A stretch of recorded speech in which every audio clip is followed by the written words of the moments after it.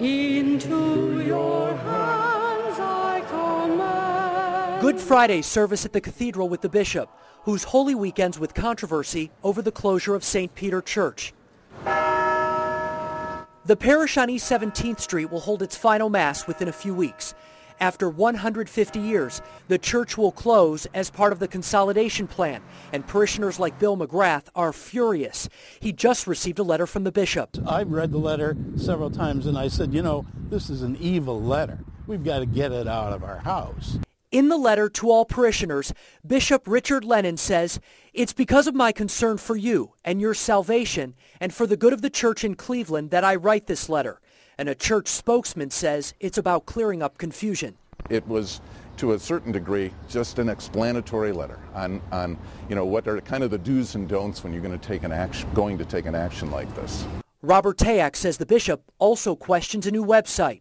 It was set up to gather contact information from parishioners so they can stay connected, but the church says they should be joining other parishes.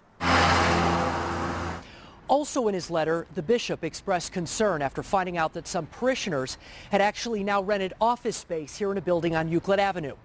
He said doing community outreach from this facility is one thing, but he will not condone anyone worshiping in this location. He said we'll be damned, and we'll be out of the church.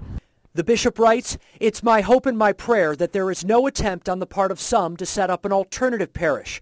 Please know that I will not approve of a priest celebrating the sacraments in any space other than an approved site within the diocese, even though priests often hold Mass outside standard churches." No, those receive an approval.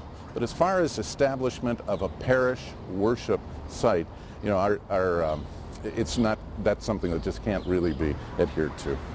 St. Peter Church is supposed to celebrate its final Mass with the bishop presiding, but the circumstances have the church rethinking those plans. We have to determine, is that what is really desired there too?